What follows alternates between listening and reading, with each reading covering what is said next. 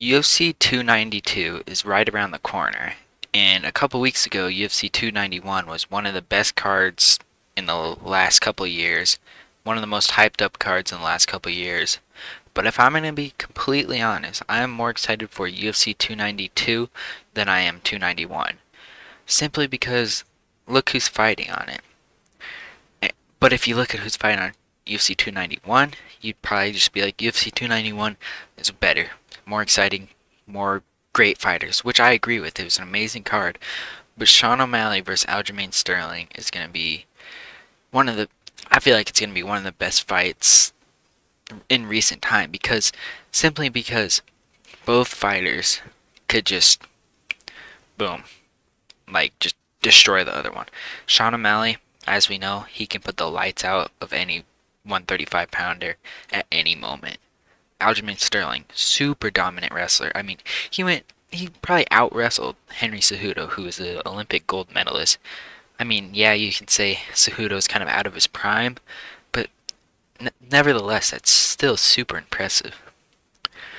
But UFC 292 also has an amazing woman fight.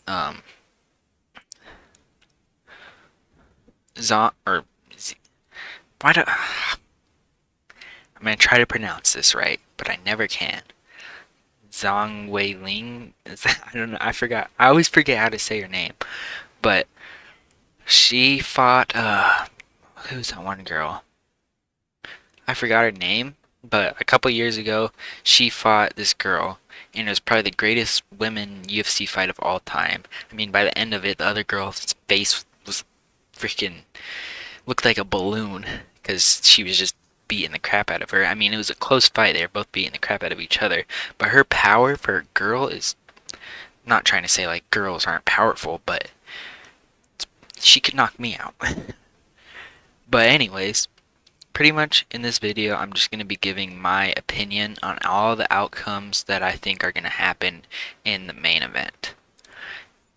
And there's a lot of outcomes that could happen because this fight is up in the air for me. I mean, I'm from Montana. Sean O'Malley's from Montana. There's not too many Montana athletes, so I'm definitely biased towards O'Malley. But I can't sleep on Sterling. He's one of the best bantamweights of all time. If he wins this fight, he might be the best bantamweight of all time. Even if he doesn't win this fight, you could argue it. You have a strong argument for it, considering he beat Cejudo.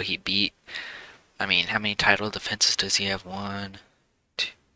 Does he have three? I think. Oh no, four because technically Piotr Jan two, he still had the belt because uh, Piotr Jan Piotr Jan got disqualified the first fight. But anyways, I'm just gonna give what the outcomes I think is gonna happen in this fight. So first outcome, this is one of the most obvious ones, is that Aljamain Sterling grabs a hold of Sean O'Malley, takes his back and chokes him out. Which that is easier said than done for Sterling. I mean, you can't sleep on O'Malley's wrestling. He has actually pretty solid grappling, very underrated grappling. Um, but Sterling, I mean, is on a whole nother level. But it's hard because O'Malley's takedown defense isn't the best, but his ability to get taken down and get up is very good. I mean, if you look at the Piotr Jan fight, that's the reason O'Malley won, is because Jan was just taking him down, but couldn't do any damage to him on the ground, and O'Malley just was getting straight back up. It's a little dark. I need to turn on this light. Hui. There we go. That's better. But anyways, so yeah, that's option one. I think that definitely could happen, but I don't think that's gonna happen. I don't think Sterling, like a lot of people think Sterling's just gonna run through him, grab a hold of him, choke him out. I don't think that's gonna happen. It's a chance, but I don't think it's gonna happen. And then option two is a very other popular option that people are saying. It was O'Malley just knocks him out. I mean, if you look at like I watched what's this guy?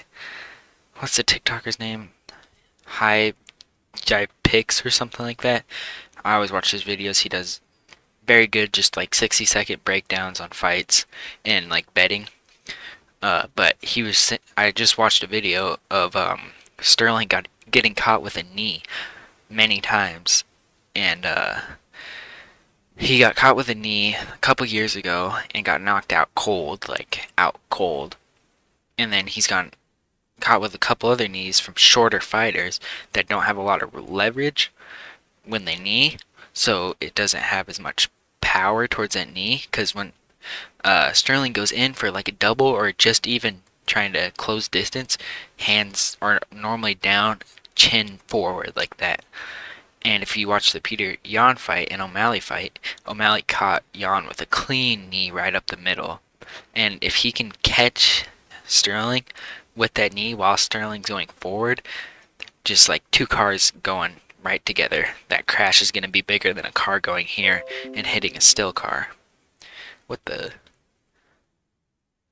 But anyways, O'Malley's 5'11", 135 pounds. Aldo's what, 5'9", 5'8", 5'9"? So there's a big height difference there. O'Malley, if he can land a solid knee, I could see him knocking him out with that. I could also see him knocking him out with a head kick, considering O'Malley has great kicks. Sterling shorter. I mean, Henry Cejudo caught Sterling with a head kick. Henry Cejudo's what, 5'4"? So I could see that. I could also see him knocking him out with his hands.